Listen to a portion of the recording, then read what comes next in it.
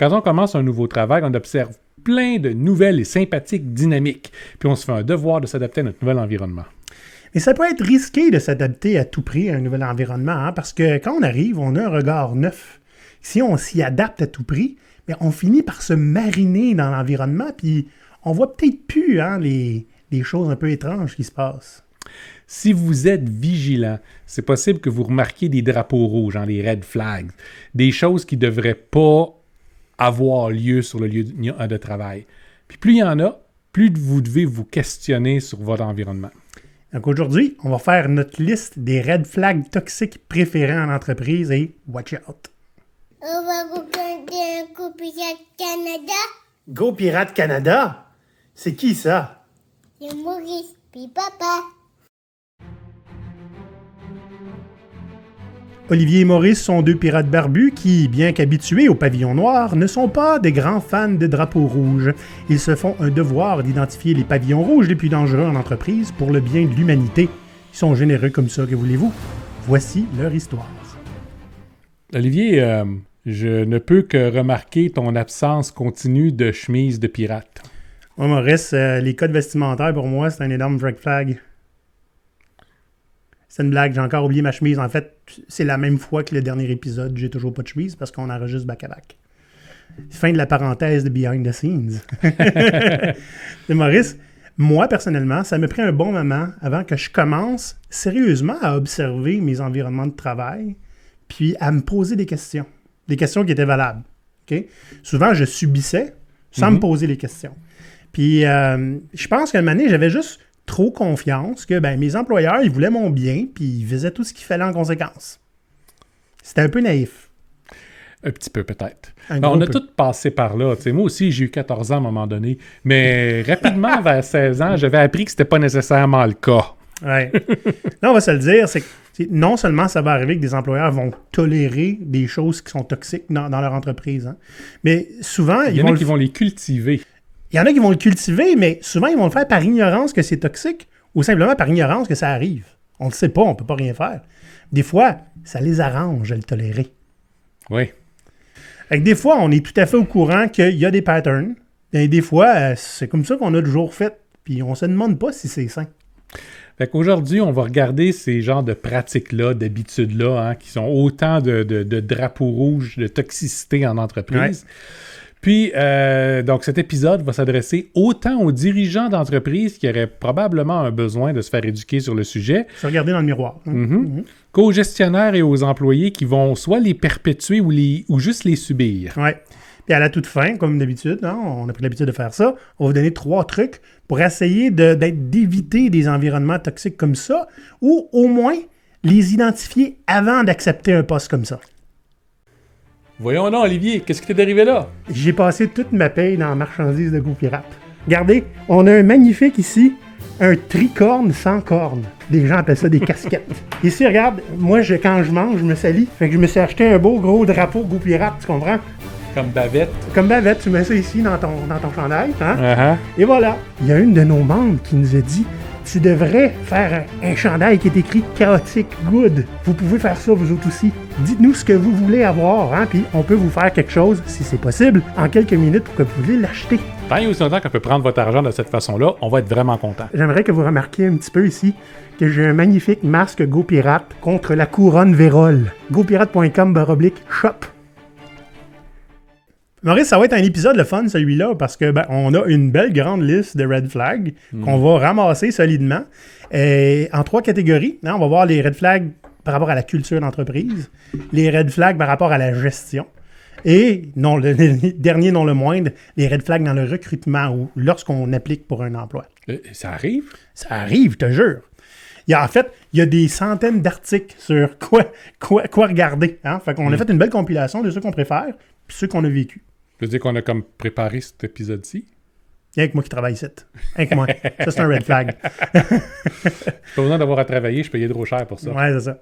Fait que, catégorie culture. On a toujours fait comme ça. Ah, ma phrase préférée. Et tabarnouche. Est-ce qu'il n'y a rien qui va changer dans ce place-là? Nope! Ben, il n'y a pas Garanti. besoin, parce qu'ils l'ont toujours fait comme ça. Ouais. Puis s'ils l'ont fait comme ça, ben ça marche. Puis pourquoi changer quelque chose qui n'est pas brisé? Oui, exactement. En fait, ça, c'est notre affaire. Hein? C'est pas brisé, fait qu'on va pas toucher à ça, voyons donc. Et ça veut dire que toute initiative d'optimiser quoi que ce soit, d'apporter plus de valeur, ça va être un nom à l'eau, directement garoché dans le vide. Tu vois, je me rappelle d'un monsieur qui avait un vieux tracteur. Ouais. Puis son tracteur, il tenait avec beaucoup de soudure, probablement du fil de fer, puis probablement pas mal de chance. Ben, il marchait. Il marchait. OK. Qu'est-ce qui est arrivé? Ben, je pense qu'il marche encore, son Ah, tracteur. ok. Fait que le monsieur avait raison en bout de ligne. On va lui donner un coup de pied au tracteur, voir qu'est-ce qui se passe. Non, c'est pas parce que quelque chose fonctionne encore que ça vaut pas la peine de le changer ou de l'améliorer. À un moment donné, là, faut se moderniser, mais même dans nos entreprises et dans nos organisations, les façons de faire, les façons de travailler, notre relation avec le travail, notre relation avec les employés, ça évolue avec le temps. Ouais. Si ça évolue pas chez vous, c'est parce que vous êtes en retard. Ouais. Et puis des fois, quelque chose qui se rapproche un petit peu de comment on a toujours fait, c'est le sunk cost fallacy. Ça fait une couple de fois qu'on en parle. Là. Regarde, là. On le sait qu'on va dans la mauvaise direction, mais ça fait 6 millions de dollars qu'on investit dans la mauvaise direction, puis on avait prévu 9 millions. On va aller jusqu'au bout dans la mauvaise direction. Yup! On s'entend, là. Juste parce qu'on a trop dépensé, gaspillé, hein, ben, il faut aller jusqu'au bout de notre gaspillage. Ça n'a aucun bon sens. Mais c'est parce qu'on s'entend. Les dirigeants, ils se parlent pas comme je viens de dire. Là, hein? Non. C'est un réflexe psychologique de... Et les façons pour éviter ça, hein, on en parle dans plusieurs autres épisodes. Et ben, on vous invite à les écouter. Oui. C'est tout? C'est tout. C'est tout. Je les connais pas par cœur. Ok. C'est pas comme si je nous écoutais parler. Non, c'est ça. Toi, t'écoutes pas notre show, hein, ça Non. paraît. Une autre affaire, ben, dans la culture, hein, on va voir dans les vacances. Qu'est-ce que ça veut dire quand presque personne prend des vacances dans le business?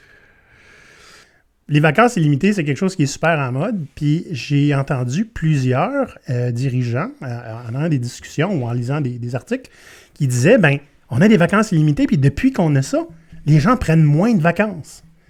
Puis en jasant avec les gens, on s'est rendu compte que, tu sais, souvent les dirigeants, les vice-présidents ont tendance à moins prendre de vacances. Hein? Ouais. Fait que quand ta vacance, c'est at large, hein, on te fait confiance pour prendre les vacances qu'il faut et que tu as besoin, mais que tu vois que toute ta chaîne hiérarchique en haut ne prend pas de vacances, c'est quoi le message que ça envoie? Puis, des fois, il y a des petits comportements insidieux qu'on va retrouver à tous les niveaux de l'organisation. Ah! Tu pars encore en vacances? Ouais. On te reproche de prendre les vacances auxquelles tu as droit puis que tu as négocié à l'embauche. Là. Hein?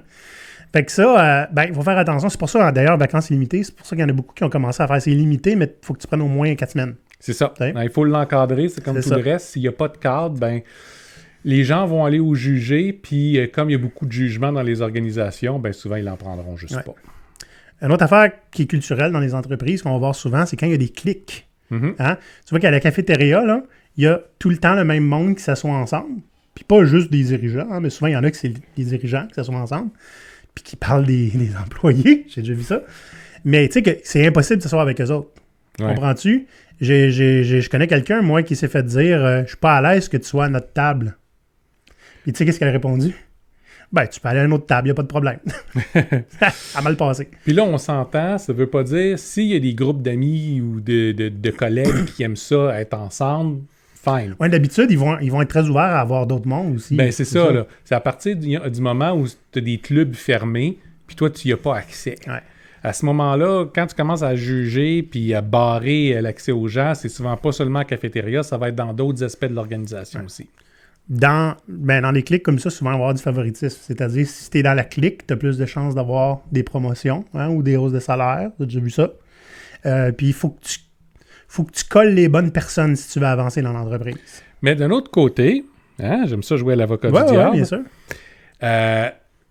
En quelque part, si tu veux avoir des promotions puis des augmentations de salaire, il faut que les gens qui vont te les accorder te connaissent. Ah, Fait mais que rester assis sur ton siège dans ton coin puis dire « je me fais toujours passer par-dessus », ça aide pas non plus. C'est correct de se mêler avec les gens. En fait, il faut se mêler. il y a une différence entre s'exposer puis montrer la valeur qu'on apporte versus t'aider la bonne personne. Oui, ça c'est vrai. C'est pas la même chose. Non. Puis montrer la valeur qu'on approche, ça veut pas nécessairement dire se limiter à faire un bon travail. Ton bon travail ne sera pas remarqué. C'est ça. OK?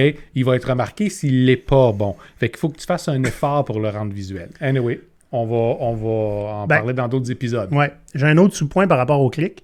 Oui. C'est que j'ai déjà vu, moi, puis c'est généralement dans des hautes directions, des sausage fest. Hein?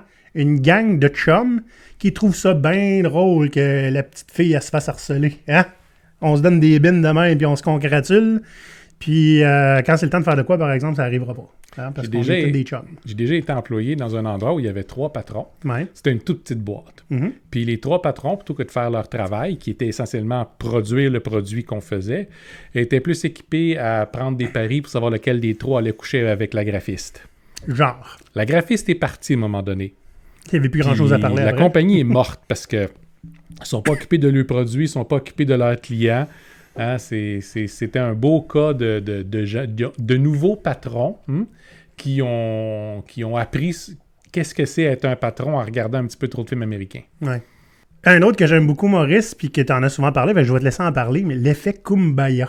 J'aime beaucoup l'effet Kumbaya, le titre est malade. J'ai écrit un article, en fait, qui en parle sur la toxicité en entreprise, qui est peut-être sur notre site web. Peut-être. Sinon, on va le retrouver et on va le mettre là. Peut-être, oui. Tu sais, l'idée de « Ah, on est une famille. Ah, ici, on a toute la même opinion. Puis si tu diverges un petit peu, ben là, on va te prendre, puis on va t'aimer beaucoup, puis on va t'aider à te guérir de ta mauvaise opinion, puis d'adopter la bonne. » Tu sais, c'est très, très culte, là. Ouais. Puis c'est pas tout le temps organisé par la direction. Hein? Non. Ça se propage tout seul. J'ai déjà vu ça, moi. Hey, Olivier, viens-tu au party de Noël? Non. Come on, man, t'as pas le choix de venir au party de Noël. Là. Voyons donc. Hein? Fait que, on te culture shame. Oui. Hein? Les événements festifs sont obligatoires. Tu as besoin d'avoir du fun. Hein? Fait que moi, comme je dis, c'est un peu un extrême que j'ai vu à certains endroits où si ton opinion diverge, c'est parce qu'il y a un problème avec toi, puis ils vont t'aider à le régler. Oui, OK? oui, c'est ça. C'est un problème, ça. Avec beaucoup de générosité. Avec beaucoup de générosité, d'amour et d'affection et de compréhension. Mais il n'empêche que ton opinion divergente est un danger pour le groupe. Ouais. J'aimerais qu'on pousse un petit peu plus loin la réflexion sur la phrase « on est une famille ». Oui. Parce que je sais, puis j'en connais, qu'ils sentent vraiment que c'est une belle grande famille, puis que tout le monde s'entraide, qu'il n'y a personne qui est laissé à part, puis qu'ils n'ont pas vraiment une relation dominant-dominé là, avec leurs patrons ou leurs employés. Puis Bref, pour eux ça autres, ne ressemble absolument pas à une famille. ouais, c'est ça. Ben, c'est ce qu'on voudrait que ça soit. Je comprends, je comprends pourquoi ils disent ça. C'est l'image. Ouais, l'image est forte, puis on sait c'est quoi une famille, hein, puis on s'attend à quelque chose d'aussi fort, des liens aussi forts en entreprise. Mais on se rappelle, on ne peut pas mettre une famille dehors, un membre de sa famille dehors pour des raisons d'affaires. Ouais, c'est ça. Puis, on ne juge pas les membres de sa famille puis décider de leurs revenus.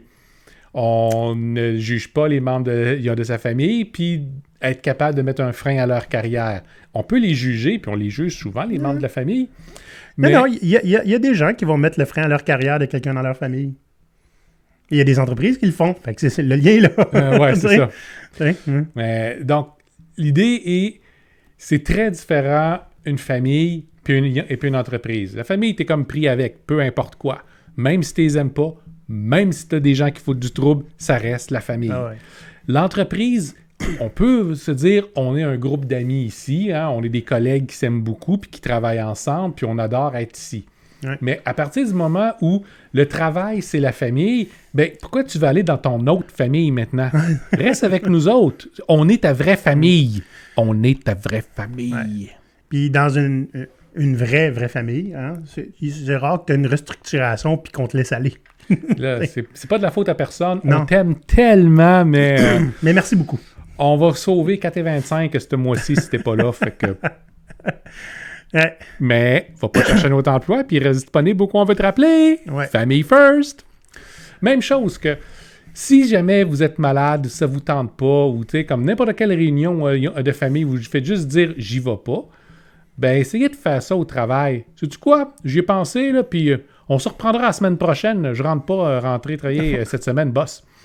On se reprendra la semaine prochaine, c'est parfait. Oui, hein? On va voir comment la famille elle va réagir, là. Ouais. Moi, j'avais eu un employeur qui était modérément le plus toxique que j'ai eu, là, et qui disait ça à un moment donné. On est tous une famille. Puis la première fois que j'ai pensé que si c'est le cas, man, j'appelle la DPJ au plus vite. Écoute, Ils vont lui, venir c'était- saisir les enfants. Lui, c'était le pater familias. Hein, Ouais. puis t'obéis au pater familias. Ah, boy.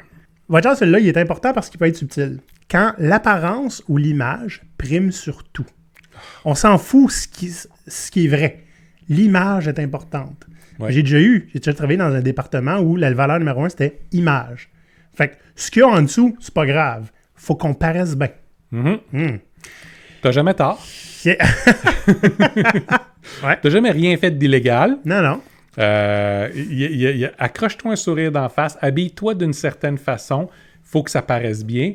Moi, ce que j'ai eu, puis je l'ai eu souvent, celle-là, peux-tu changer ton rapport pour tout te mettre en vert? Ou, oui, c'est un désastre complet, peux-tu nous tourner ça de façon positive?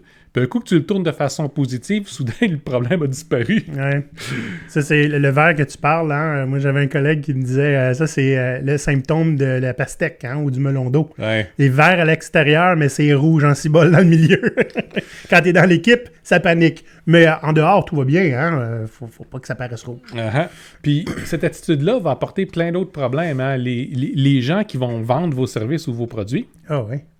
se demanderont jamais est-ce qu'on est capable de délivrer.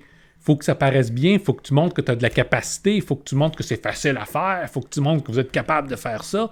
Même si en bout de ligne, ceux qui sont pris pour le faire vont être en arrière et faire nope, c'est physiquement impossible ce que tu viens de vendre là. Ouais, mais là maintenant, c'est plus un moi problème, c'est rendu un toi problème. C'est ça. Ça me rappelle un des épisodes qu'on a fait dans le passé, la culture du mensonge en entreprise. On n'avait pas pris cette approche-là, mais on pourra en parler maintenant. C'est le fait que bien souvent, à quel point on bullshit nos clients. Et qu'on leur vend. Tu sais, là, on leur vend un voyage sur la Lune, là, mais on a de l'essence pour se rendre sur la rive sud de Montréal, that's it. Puis encore. Hein?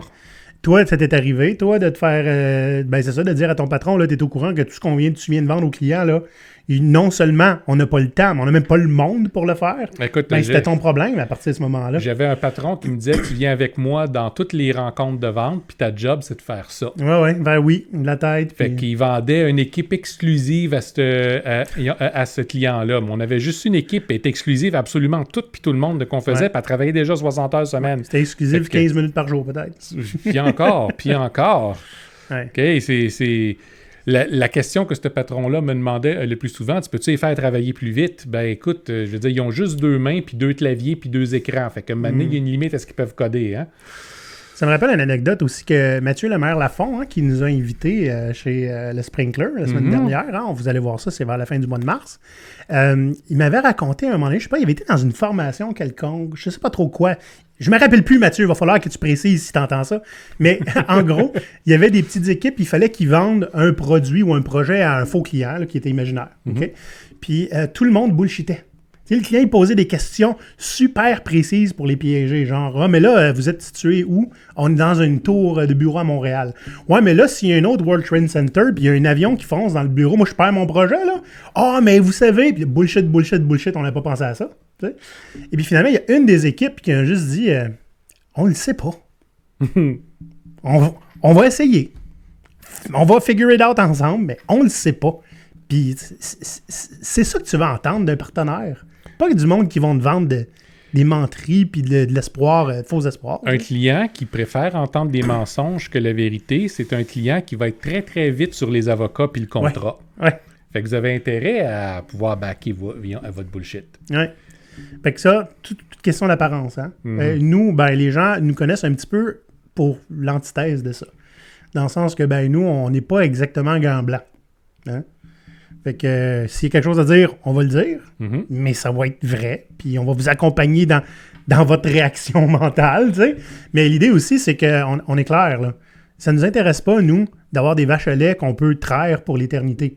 Nous autres, on va avoir un impact réel, rapide, puis dès qu'on n'a plus besoin de nous autres, on sac notre camp, on va aller voir ailleurs. T'sais. Puis si vous avez encore besoin de nous, on va retourner, ça va nous faire plaisir d'avoir encore un impact. Ça dépend. Ben oui, si ça a bien été. Ben oui. Ici, c'est nous autres qui décident qui part. Ah, mais ça, c'est une autre affaire. sont que il y a des chances qu'on ne veuille pas y retourner non plus. C'est ça. Fait que voilà. Fait que tu sais, ça détonne un petit peu, mais c'est ce qui fait qu'on est des pirates. Hein? C'est ça.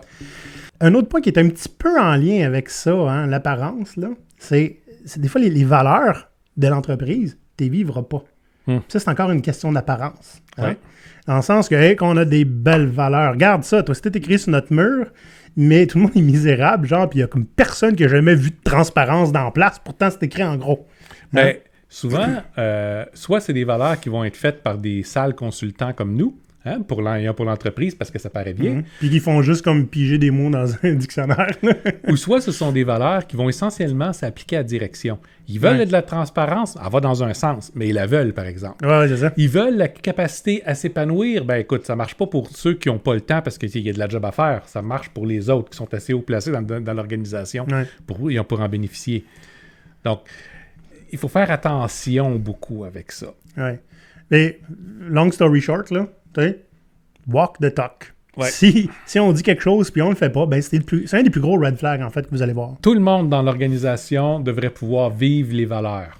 Pas juste les connaître par cœur, les vivre. Puis même créer des expériences en ligne avec ces valeurs-là. Exact. Puis quand on dit tout le monde, on dit tout le monde. Même les employés temporaires. Ouais. Même les contractuels. Même les concierges. Tout le monde. Même le concierge. Ouais. Une autre affaire qui, moi, qui m'énerve. Ouais. OK? Faut que tu sois disponible tout le temps pour répondre à tes messages. Ah, ouais. Il est 2 heures du matin. C'est la fin de semaine. On a des belles histoires d'horreur qui nous arrivent des États-Unis avec quelqu'un qui se fait reprocher, entre autres, par son patron. En fait, c'est pas un reproche. Il dit la seule et unique raison pour laquelle t'es pas dans le trouble pour m'avoir répondu suffisamment vite, c'est parce que je sais que t'es à l'hôpital. Mais là, ça fait 24 heures que t'es là. Et le gars est en post-opération. Là. Ah, Seigneur. OK? Parce que là, ses collègues en avaient besoin, puis il fallait qu'il fasse des choses. C'est à lui de se manifester, puis de s'assurer que le travail avance pareil. Ouais. Ah ben? Hein? Ah ben, t'es en vacances. C'est quoi ces niaiseries-là d'être impossible à rejoindre durant tes vacances? Là? C'est toi qu'on veut savoir, pas la personne qui va te remplacer. C'est ton opinion qu'on a besoin. Traîne ton ordinateur, surtout, traîne ton cellulaire. Si l'entreprise vous fournit un téléphone cellulaire, c'est un red flag. OK? C'est parce qu'ils s'attendent à ce qu'il soit ouvert puis que vous soyez rejoignable. Compris? Changement de catégorie. Catégorie gestion. Ah, Maurice, j'ai travaillé dans des places qui avaient des taux de roulement qui étaient en haut de 50%. Tu sais, quand...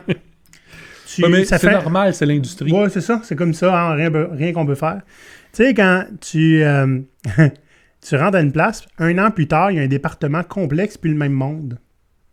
Et il y en a là-dedans. Tu sais, quand ton taux de roulement est à peu près 50%, mais il y a des gens qui sont là depuis 25 ans. Fait qu'un taux de roulement, c'est une moyenne. Oui. Là, ça veut dire qu'il y a des postes dans place qui ont vu 2 personnes dedans passer pendant l'année. OK? Là, on parle dans la gestion. Hein? On ne parle pas encore dans le recrutement, mais je vous donne tout de suite un petit cue. OK? C'est quoi votre taux de roulement, là? C'est une question tout à fait adéquate à poser en recrutement. Ça se peut qu'ils ne veulent pas répondre, red flag direct là. Ou ils vont vous répondre, il est très bon. Oui, c'est ça. Attendez-vous peut-être à de la bullshit, mais posez-la juste pour voir. Parce que, honnête, s'ils veulent savoir c'est quoi le taux dans ton CV, tu peux demander aussi c'est quoi le taux de roulement. Ouais. Puis, qu'est-ce que vous faites pour le régler? OK? Fait que, tu sais, bien honnête, moi, ça m'est arrivé, là, que ça, c'était assez spécial. C'était l'équipe de recrutement qui était complètement renouvelée tout le temps. Oh boy. Qu'est-ce que ça dit? Hein? Des endroits où il y a une peur de l'échec. Ah, oui. OK? Tu sais, le we cannot fail, hein? On n'est pas ici pour échouer. On ne peut pas échouer. C'est du discours extrêmement dangereux et extrêmement toxique. L'échec n'est pas une option. C'est ça. La meilleure façon pour ne pas échouer, c'est de ne rien essayer. Et c'est ça que vous allez avoir en bout de ligne. Comme disait l'autre, hein, si tu veux pas user ton bateau, tu le laisses au port. C'est ça. Ouais. Mais ça, des fois, c'est pas aussi clair que la direction qui te dit ça. Hein. Des fois, c'est que tu vois que constamment, les gens vont, vont enterrer leur tas puis vite. Hein? J'ai fait une erreur, je vais balayer ça sous le tapis. Je le dirai à personne. Si quelqu'un s'en rend compte, je vais aller régler ça avec lui dans une pièce cachée. C'est son erreur rendu là. L'erreur, c'est la personne qui la trouve. Fait que tout le monde voit l'erreur passer, puis ils vont regarder de l'autre côté. Mais j'ai déjà... En fait, je l'ai déjà vécu. Hein. Moi-même, quand j'étais développeur, j'ai déjà été dans un environnement qui était tellement toxique que si je voyais, peu importe c'était qui, l'erreur de qui, j'allais voir un développeur, je dis, avant que quelqu'un s'en rende compte, là, j'ai trouvé ça. Tu veux qu'on répare ensemble? Il ne faudrait pas que ça se sache. Puis Puis je pensais faire quelque chose de bien, là. À quel point j'avais mariné dans cet environnement-là, que j'avais juste accepté qu'il fallait pas qu'on dise qu'il y avait une erreur, parce que je voulais pas que quelqu'un se fasse virer, voyons donc. J'ai travaillé dans un domaine en informatique aussi, Ouais. où on devait sortir un projet pour des clients, OK. puis le projet fonctionnait pas. Ah, Mais pas besoin. Hein? comme on se faisait dire, ben, écoute, ça, c'est plus des bugs, hein, c'est by design. On va le sortir comme ça parce que la date de sortie, c'est telle date. Oui, mais ça ne marchera pas. Tu vas avoir des plaintes épouvantables. Fait, le plus gros danger qu'on a, c'est que la direction s'aperçoive qu'on est en retard. Là, il va y avoir des têtes qui vont rouler. Si on le sort et ça ne fonctionne pas, là, il y a plein de choses qu'on peut blâmer. Interesting. By design.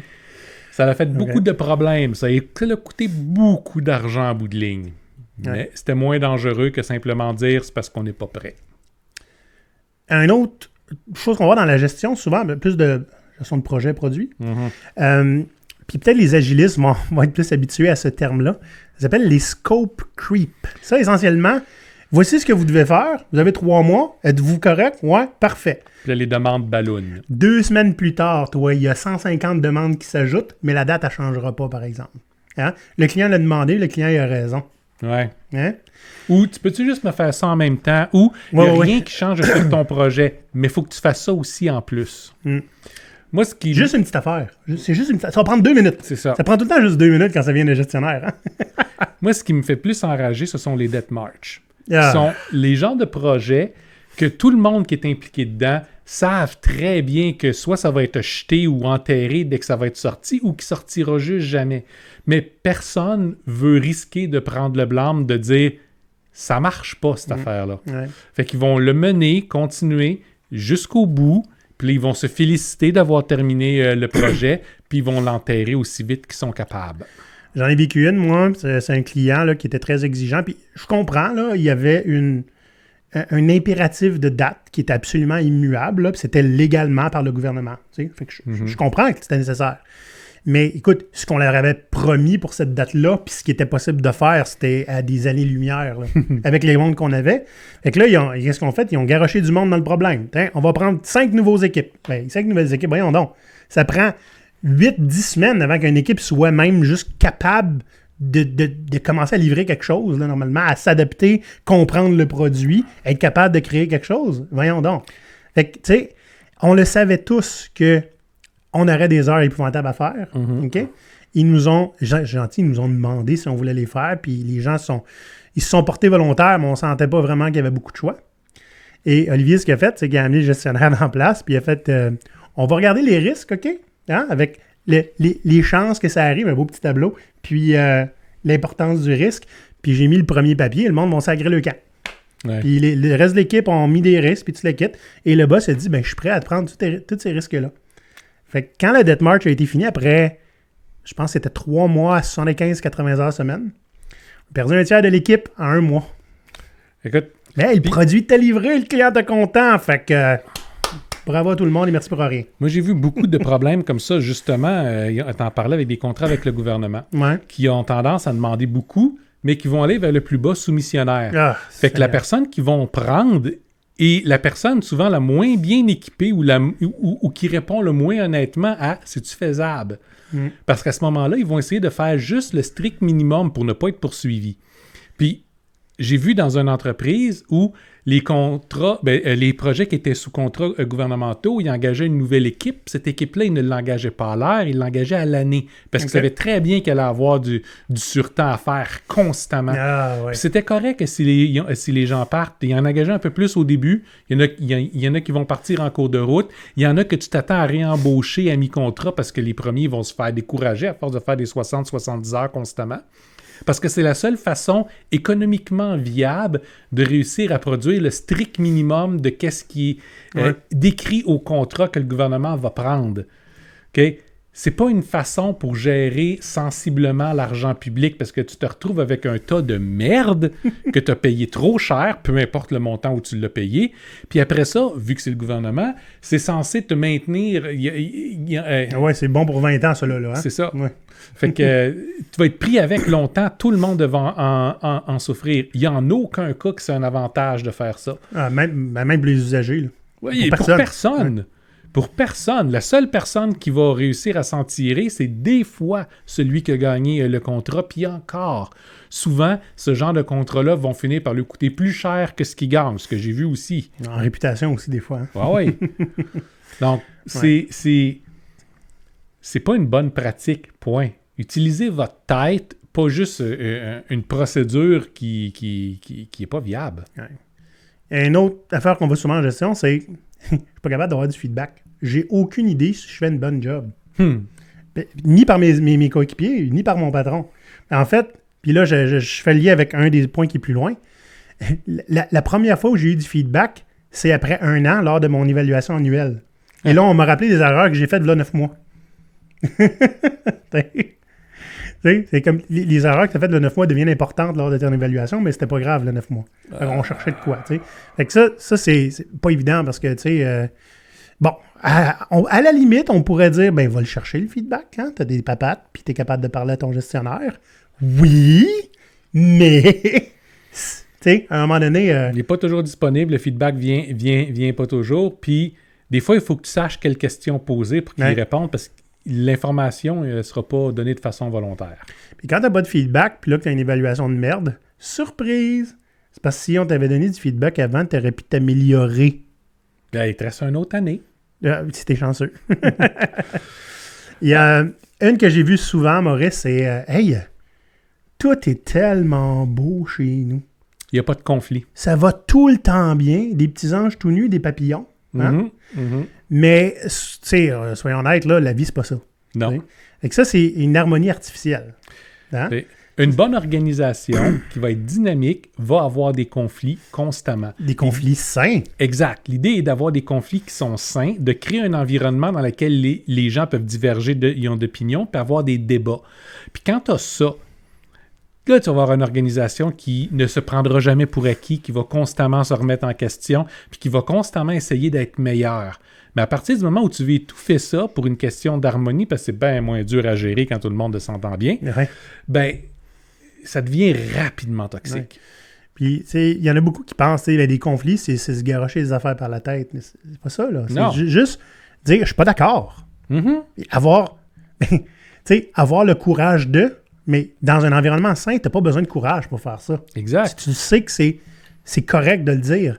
Puis tu sais, l'harmonie artificielle, souvent, ça va juste cacher le fait que les conflits arrivent, mais ils arrivent dans le backstage. Hein? En porte fermée, il y a 2 personnes qui s'en vont comme passer 2 heures ensemble, puis bitcher sa compagnie ou sur l'équipe pendant 2 heures. Ils sortent de là, puis ils mettent 2 heures de meeting genre stratégique. OK? Fait que tu sais, juste être capable de pouvoir dire, regardez, je suis pas... Tu sais, un autre exemple de ça, OK? En Agile, souvent, on voit des sessions de planning. Ouais. Hein? Mais tu vois une équipe entière qui s'engage pour les 2 prochaines semaines. On va faire tout ça, puis on va le livrer. Puis là, dès que ça sort dans le couloir, là, t'en entends deux qui disent « Hostie que ça arrivera pas! Oublie ça, man! » Ils n'ont pas pu dire « Ça arrivera pas devant tout le monde. J'y crois pas pour telle raison. » Simplement parce que c'est pas un environnement qui est propice à avoir des conflits sains comme ça. Et de dire que tu es un environnement qui est propice à avoir des conflits sains, puis l'être, c'est 2 choses différentes. Oui, c'est ça. Si jamais la politique est d'avoir des conflits sains, puis que toi, tu donnes ton opinion ou que tu diverges sur qu'est-ce qu'il y a là, puis là, tout de suite, tu te fais rentrer dedans, mais... gentiment ou pas, explique-nous ça. Pourquoi est-ce que tu penses ça? Oui, mais qu'est-ce que tu ferais de différence? Ah ben, tu n'as pas de réponse. Bon, ben, probablement, on ne fera pas qu'est-ce que tu fais parce que tu n'as pas réfléchi suffisamment. Pense-y la prochaine fois avant de parler. Ben, ça n'en parle plus. C'est ça. Après ça, ça va se ramasser en dessous du tapis. On parlait tantôt du feedback, des fois, juste aux évaluations annuelles. Moi, personnellement, je trouve des évaluations 1 fois par an, quand il n'y a jamais de feedback, on s'entend, c'est un red flag.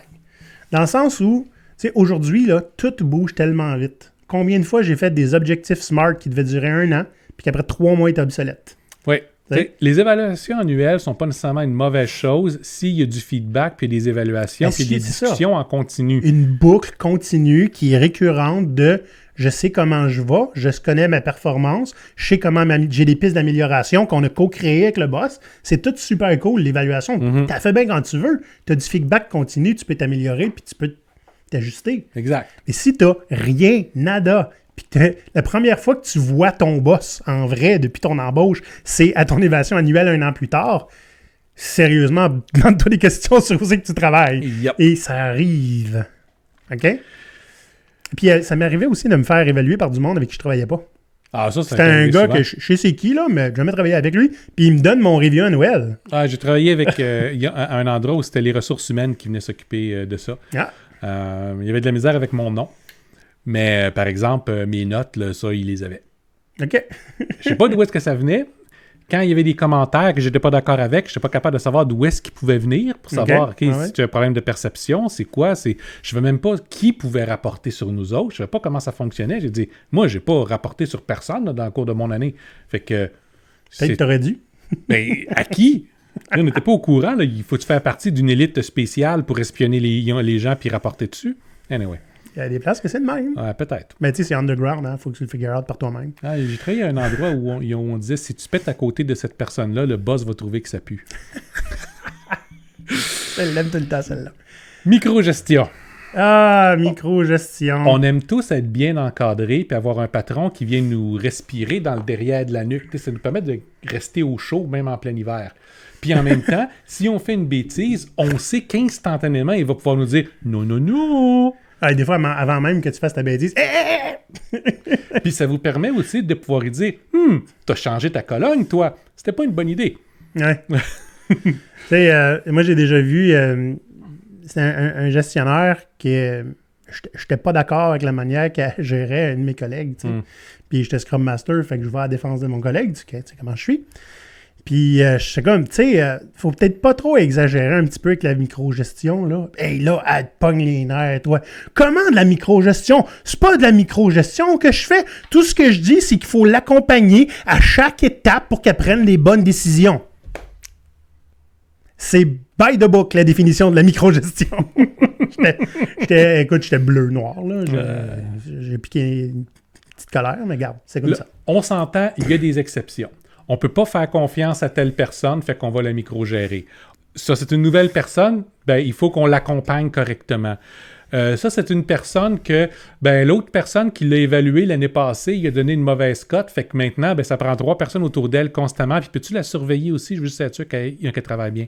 Celui-là a commis une erreur, puis on voudrait pas que ça se reproduise, fait que tout le monde la regarde. Elle n'est pas au courant qu'elle a commis une erreur, non, mais il faut la checker. Il faut pas y dire. Ouais, c'est ça. Puis, ça, c'est toute de la microgestion, puis il n'y a pas vraiment de raison pour ça. On travaille avec des adultes, OK? On se peut-tu te faire traiter en adulte? Oui. J'ai déjà vu, moi, microgestion, c'est l'art d'accompagner les gens vers la porte, un Excel sheet à la fois. Il y en a un, Maurice, qui est un petit peu plus pour les nouveaux. Hein? Quand tu arrives dans un nouvel environnement, là, puis, OK, je prends 25 minutes pour te montrer ta job, là, puis débrouille-toi. Tu sais, nage ou coule.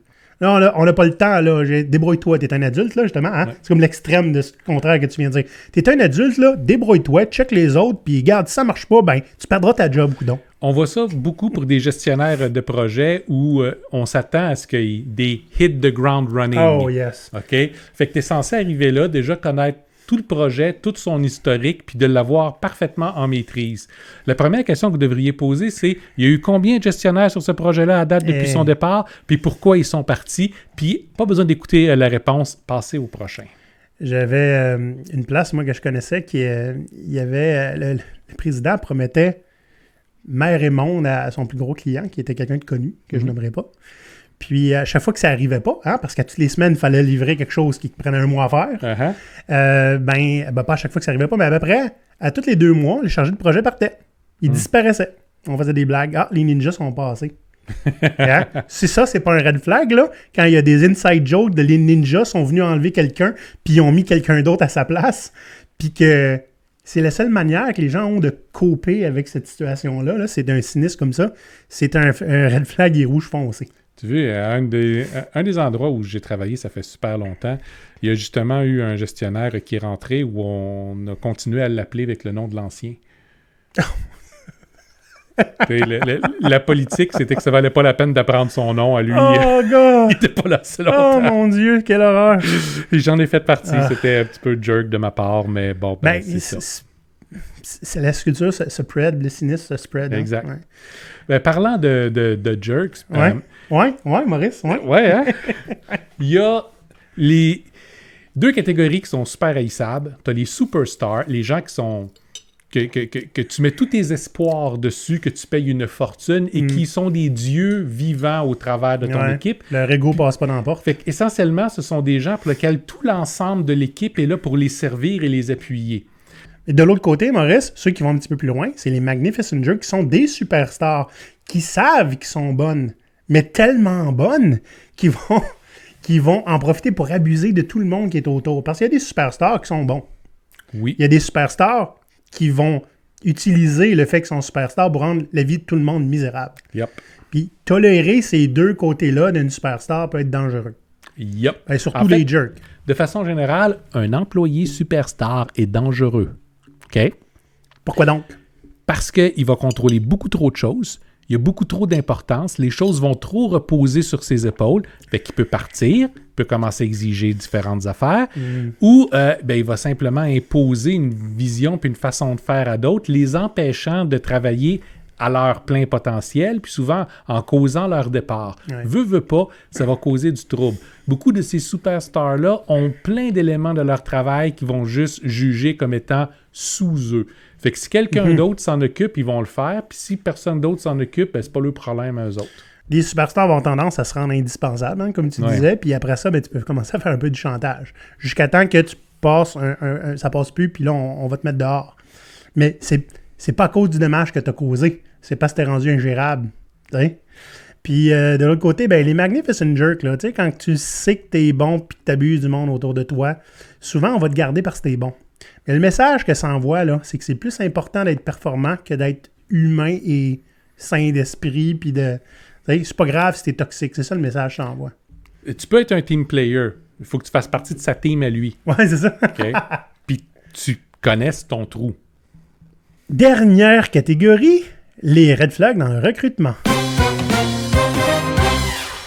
Oui, il y en a. OK, regarde, soyons honnêtes, là. Il y en a qui sont très, très communs. On va pas commencer à reparler de juste comme remplir 2 fois la même information dans un formulaire, OK? J'aimerais commencer à parler par les entrevues à sens unique.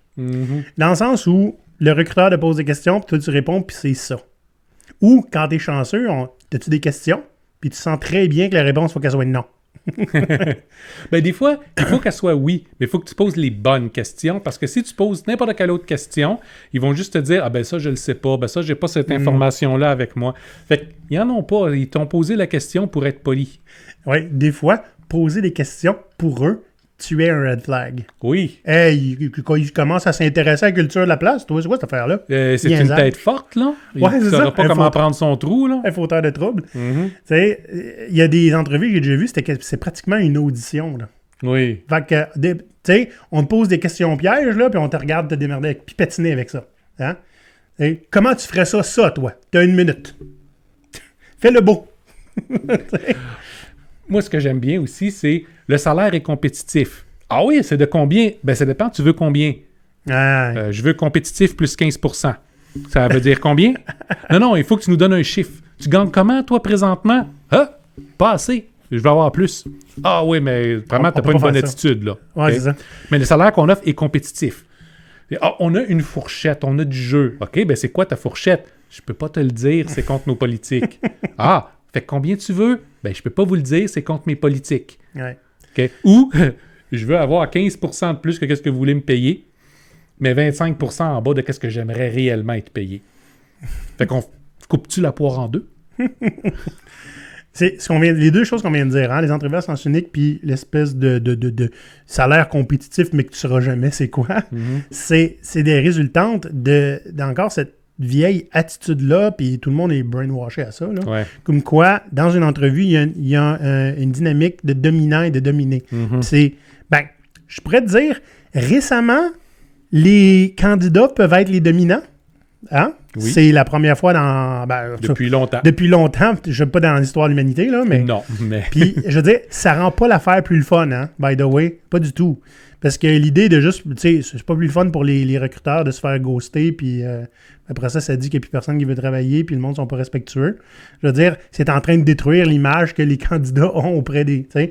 Fait que ceux qui sont capables d'être respectueux en tant que candidats vont rester dans les bons livres puis les bonnes notes des recruteurs, mais tu sais... c'est de toute façon, l'industrie du recrutement est, disons-le, suffisamment toxique. Par défaut, un petit peu, là. Oui, puis même si vous êtes un bon recruteur avec le cœur à la bonne place, à partir du moment où vous recrutez pour une autre entité qui ne vous donnera pas l'information, puis qui ne vous donnera pas le jeu, puis qui ne vous laissera pas présenter un candidat qui a un profil un petit peu différent, puis qui va vous donner exactement tout ce que ça doit en faire partie, c'est une checklist à remplir, vous faites partie d'un système qui est toxique. On va dire malade, là. Malade. Fine, malade. Okay. Fait que c'est l'industrie au complet qui a de la misère. On sait qu'il y a des exceptions. S'il vous plaît, écrivez-nous pas pour nous menacer de venir nous arracher la tête parce que vous êtes l'exception puis que vous êtes très humain. On le sait, on en connaît bien. On en connaît beaucoup, Maurice. Mais l'idée, c'est que l'industrie, en général, c'est à ça qu'on s'attend. Puis ça veut dire que il y a eu des années de build-up de cette culture-là. Exact. Puis les comportements toxiques vont être dans les deux sens. Les comportements toxiques vont être chez des recruteurs qui ont besoin d'avoir passé X nombre de personnes en entrevue, avoir X nombre de CV rajoutés à leur dossier et avoir placé X nombre de personnes où ils perdent leur poste. Tout comme c'est avec les applicants qui savent très bien qu'ils n'ont aucune espèce de valeur aux yeux des recruteurs, qui sont essentiellement de la viande dans un sac à devoir placer en quelque part. Ils ont besoin d'avoir des corps chauds à mettre en avant des ordinateurs là, pour travailler. Puis c'est juste ça. Il n'y a rien d'autre qui est dans leur intérêt. Il n'y a rien d'autre qui vont être évalués sur ça. Puis, il y a l'industrie aussi des agences de placement que tu te sens comme la vache qui va se faire traire à quelque part. Ben oui. Tu le sais. Puis, je veux dire, c'est une business, là. C'est ça, là. Tu le sais que eux vont se faire payer tant. Toi, tu vas te faire payer moins. Puis, tant que tu travailles, eux font de l'argent.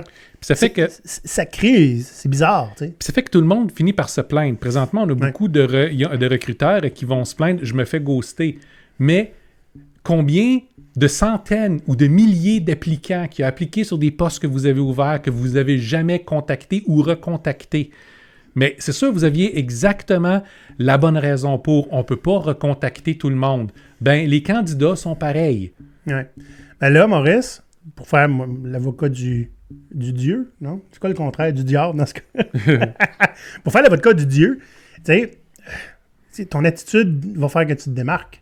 Oui. Si tu es respectueux en tant que recruteur, puis que tu relances ton monde, puis que tu les ghostes pas, il y a des bonnes chances que les gens vont coller à toi, puis ils vont venir te voir en premier. Pareil comme en tant que candidat. Moi, je fais un effort maintenant. Parce que j'ai pas tout le temps été comme ça. Quand on m'approche, je dis non seulement je dis merci pour l'opportunité, mais je ne la prendrai pas. Mais si je vois quelqu'un qui pourrait être intéressé, je vais vous l'envoyer. Puis c'est arrivé quelques fois que je l'ai fait. Tu comprends-tu? C'est le minimum, je pense. Puis juste dire, tu sais, c'est quoi? Même si tu ne le fais pas par téléphone ou en personne, de dire, regardez, je suis plus disponible maintenant. Désolé de vous avoir dérangé. C'est pas dur, un texto, à la limite, là, si t'es trop gêné pour dire à quelqu'un, annoncer une mauvaise nouvelle, on sait que c'est désagréable. Tu sais, mieux vaut le faire par texto, puis que ce soit un peu lâche, que de pas le faire du tout, puis après ça, te faire dire, t'es barré à vie. Dites-vous, dans ce conflit-là, parce que des fois, ça vire vraiment un conflit ces temps-ci, chaque partie a entraîné l'autre à avoir une certaine réaction. On entend souvent encore là des recruteurs qui disent « j'y ai fait un offre, là, puis il l'avait accepté, là, puis là, il change d'idée. » Oui, mais toi, tu l'as fait attendre combien de temps avant d'y donner une réponse? Tu sais, en y faisant planifier, tu étais encore en liste, mais il n'était pas en liste vraiment. C'est ça. Non, il était en liste, puis on avait un choix de candidat, puis on ne l'a pas pris. Le candidat, il y avait une couple de choix aussi d'entreprise, puis il t'a pas pris. Surtout si c'est, là, ça va nous prendre une réponse maintenant. Ah, ça, c'est ça, hein? Ou tu as 24 heures pour donner ta réponse. Se faire rusher ta décision dès que tu as une offre.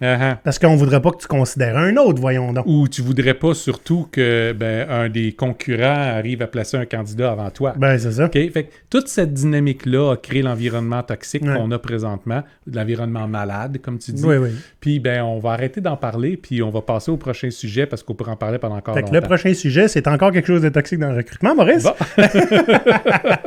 Ben, tu sais, on dit plutôt, hein, vous avez le droit de demander c'est quoi le taux de roulement. Ouais. C'est une question qui est valide. Mais des questions qui sont valides, mais que vous allez avoir une réponse hyper vague, hein? Tu sais, à la limite, c'est confidentiel, on ne peut pas te le dire. Je respecte davantage ça qu'une réponse vague que, tu sais, on va prendre quelque chose, on va essayer de te rassurer, mais je te dirai rien. T'sais? Ben, moi, quelqu'un qui me va... Quand on me bullshit, habituellement, je le sais. Puis quand on me dit c'est confidentiel, on peut pas te le dire, ben, ma réaction, c'est t'es conscient que tu viens de me dire là que je devrais pas travailler pour vous autres, là. Ben, c'est parce que c'est comme ça. Ben oui, mais t'es un candidat, tu travailles même pas pour nous autres. Ouais, c'est Mais ça. on le dirait pas à nos employés de toute façon. Fait que, ben, le client me l'a pas dit. Ouais, mais... J'ai pas accès à cette mais information-là. c'est juste vrai, des fois. Là. Oui, c'est vrai, mais ça, c'est pas parce que c'est vrai que c'est pas un problème. Là. Ouais, ça, je suis d'accord. Mais des fois, quand, disons que c'est pas une agence puis c'est pas un client, là, c'est « je le sais pas ». Ben, je préfère, tu me dis « je le sais pas ». Oui. Je vais aller voir, je te reviens là-dessus. Puis si vous êtes recruteur à l'interne pour une organisation, puis que vous n'êtes pas tout à fait certain, mais vous avez le feeling de...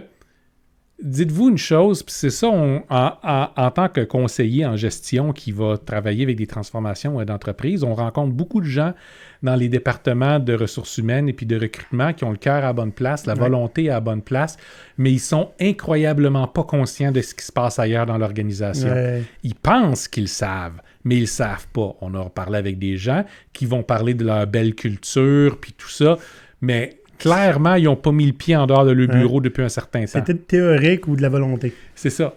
Fait que, faut faire attention à ça. Des fois, vous allez vous faire bullshiter, mes chers amis candidats. C'est pas voulu. Puis c'est pas voulu. C'est ça. Mais quand même, assurez-vous que la réponse qu'on vous donne fasse du sens. Puis, ben, ça va vous donner déjà un coup de main. On voit souvent des réponses qui vont arriver où quand vous posez la question, le sourire il gèle. Ouais. Il y a un point, Maurice, je vais passer super vite dessus. Ouais. Mais quand on vous pose des questions un peu étranges ou non pertinentes, genre c'est quoi ton signe astrologique? Hein? Je veux dire, ça n'a pas sa place en entrevue. Je vous renvoie aux 2 épisodes qu'on a fait avec Caroline Boyce, hein, des histoires d'horreur en entreprise. On a passé à travers 20 questions déplacées ou farfelues. Puis on jase de ça avec elle sur qu'est-ce qu'on devrait faire, qu'est-ce qu'on devrait pas faire. Hein? Fait que ça, c'est des red flags. Là, si on vous pose des questions sur... tu sais, si tu étais un animal, là, quelle sorte de cochon tu serais, là, maintenant, là? Ça n'a pas sa place. Je peux comprendre l'envie de faire quelque chose d'un petit peu spécial et de briser le stress d'une entrevue comme ça. Puis ça semble être une bonne question. Mais le fait est... C'est quoi que tu vas tirer de cette réponse-là? Ben, si t'es capable de l'expliquer au moins, c'est déjà pas pire. Ouais. Puis, t'es-tu d'accord pour faire ça? Si je suis pas à l'aise, je suis pas à l'aise, puis on passe à autre chose, là. T'sais. Mais, tu sais, il y en a qui insistent, hein? C'est leur idée, il faut que c'est une bonne idée. Fait qu'ils vont insister. Le dernier, et non le moindre. Vous pouvez avoir une belle job, c'est une job qui est très, très en demande. On va te demander de monter un projet complet, sur toi à ton compte, puis de nous le livrer, qui va nous appartenir au complet, comme processus d'entrevue. Ouais, pas un test, là. Non, pas un test. Tu vas monter un produit, un projet, whatever. J'ai déjà vu ça, moi, spécialement avec des gens qui faisaient du design, OK, qu'il fallait qu'ils designent quelque chose pour voir comment il était bon. Puis, ils n'ont pas été retenus, puis ils ont vu le design utilisé par l'entreprise dans un lancement de produit. Eh oui. OK?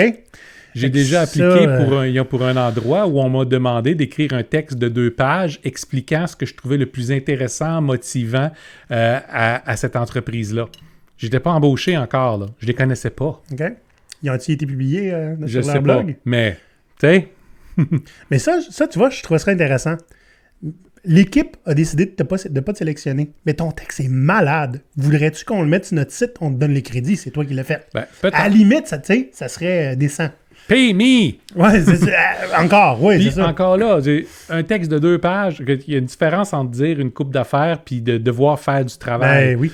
On regarde les gens chez les développeurs qui vont aller pour des endroits comme Google, par exemple, où là, ils vont avoir des tableaux blancs gigantesques et puis leur dire, là, tu vas nous résoudre genre telle équation ou nous montrer ton code pour telle affaire. Vas-y, live, comme ça. Ce que personne fait dans son métier va devoir le faire comme ça, par cœur, live, devant... Tu mesures quoi, là? Ouais. Et à part faire un test pour vraiment voir est-ce qu'on va réussir à briser cette personne-là. Est-ce qu'il va foirer là? Ça va être super drôle, on prend des gageurs. Bon, Maurice, t'essayes là. T'essayes. Toxique, là. Fait que là, on va vous proposer 3 questions à poser pour identifier un environnement toxique. Là, on va surtout dans le recrutement, parce que sinon, on vous a donné quand même déjà une panoplie de patterns à vérifier et à garder en tête.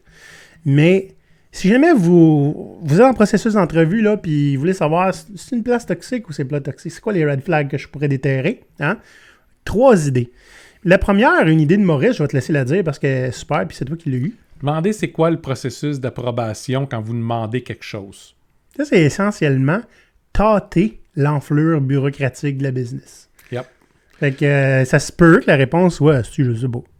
Mais le plus souvent, ça va dire tu as juste à demander à ton gestionnaire puis ça va être correct. Ah. Ce qui est habituellement pas vrai parce que le gestionnaire doit passer par un autre gestionnaire qui va passer par un autre gestionnaire qui va regarder avec le budget qui ça n'a pas été planifié cette année, ça va être l'année prochaine puis tu n'en entendras plus jamais parler.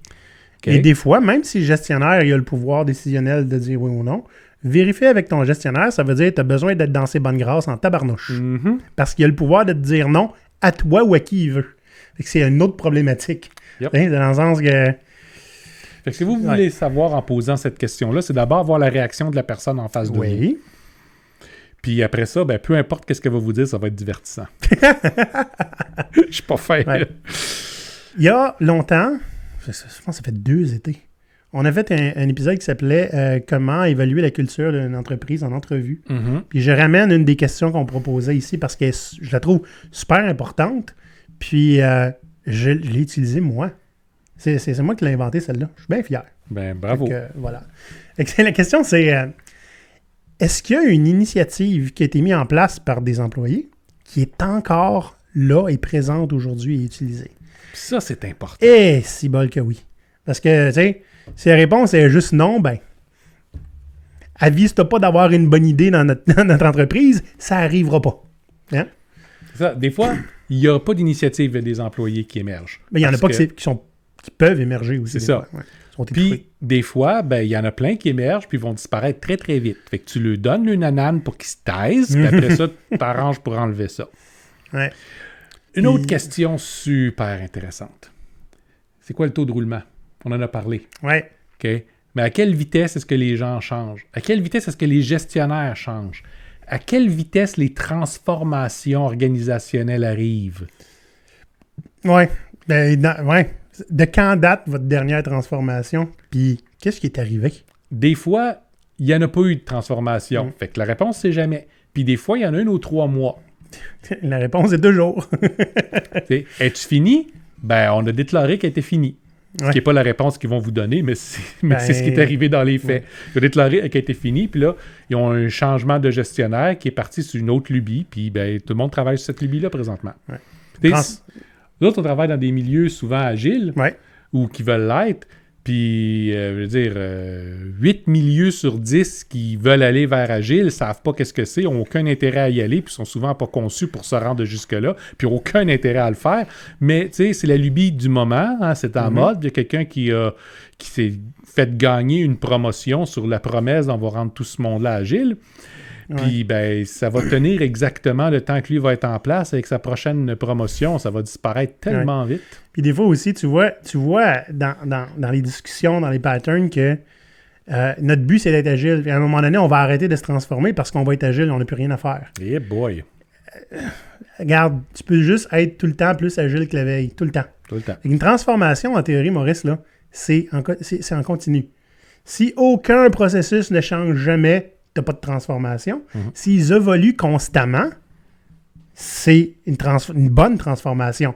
Si il y a des c'est-à-dire qu'on change d'idée puis on change toute la patente à chaque 6 mois, et ça veut dire qu'on essaie de trouver une formule magique puis on la trouve pas. Ça, c'est pas sain non plus. Mais quelque chose qui évolue continuellement, c'est bon. Fait que, essayez de vérifier, est-ce que ça se fait, ça? Il y en a un autre aussi, Maurice, que j'ai pas dit. Puis je vais l'amener, ça va être un 4e truc. OK? Je peux-tu rencontrer ma future équipe ou mon futur boss? Parce que si c'est non, watch out. OK? Bon, je peux comprendre, le patron, il est peut-être pas là pendant que vous passez l'entrevue. Peux-tu avoir un rendez-vous avec lui? C'est essentiellement le gars qui va être responsable, genre, de l'évolution de ma carrière, co-responsable, hein, dans les prochaines années. Ça serait bien maudit que je puisse pas y parler avant, tu sais. Puis l'équipe, là, je veux dire, je vais vivre 37 heures, 37 heures et demie, 40 heures par semaine avec eux autres. Ça serait le fun que ça leur tente de m'avoir. Ce qui veut dire que si vous voulez être un excellent recruteur, on parle à l'interne, habituellement, quand tu passes par des agences, ça ne marche pas de même, assurez-vous que le gestionnaire et l'équipe fassent partie du processus de recrutement. Si vous faites ça, vous allez déjà créer un bon niveau de confiance avec votre nouveau candidat. Puis en même temps, vous allez déjà savoir si le candidat il va rester ou pas, parce que si l'équipe, après l'avoir rencontré, dit « jamais dans 100 ans, on ne va pas travailler avec », ça ne marchera pas. Le meilleur processus de recrutement à travers lequel je suis passé, c'était un patron qui était très, très allumé là-dessus. Il a booké, pendant l'heure du dîner, l'équipe avec moi, pizza pour tout le monde. Il est parti jaser. Fait que je les ai passés en entrevue, ils m'ont passé en entrevue. On est sortis de là, c'était oui, embauché, merci, bonsoir. Super simple. C'était malade, j'adorais ça. C'était parfait, il n'y a rien à redire là-dessus. Puis j'ai utilisé ça par la suite comme gestionnaire aussi. Fait que prenez des notes. Maintenant, Maurice, ça fait... je vois des drapeaux rouges partout. On voit toujours des drapeaux rouges partout. On est des engagés, nous autres. On est vraiment des red flags. Ah, absolument. On est dangereux pour vous autres. Écoutez pas ce qu'on dit. Hein? En fait, faites ce qu'on dit, pas ce qu'on fait. C'est ça. Mais, sinon, j'espère que ça va vous avoir aidé. Puis j'espère que ça a été cathartique pour certaines personnes qui vivent des drapeaux rouges au quotidien. Hein? Puis si c'est le cas, faites quelque chose. Puis si vous ne savez pas comment, venez nous parler. OK? Autrement, si vous en avez d'autres qu'on n'a pas dit, parce qu'il y en a. Il y en a plein. Commentez sur YouTube, hein? Commentez sur LinkedIn dans notre post où vous avez peut-être vu passer cet épisode-là. Crowdsourcez ça parce que nous autres, on va peut-être en faire d'autres épisodes comme ça. Hein? Fait que les drapeaux rouges, c'est pas fini. Ouais. Sur ça, mes chers amis, on fait like, on s'abonne, on donne des reviews sur Apple Podcast et tout ce que vous voulez. Et nous autres, on s'en va déterrer d'autres red flags ailleurs un peu partout. À la prochaine! Bye bye! Allez! À l'abordage!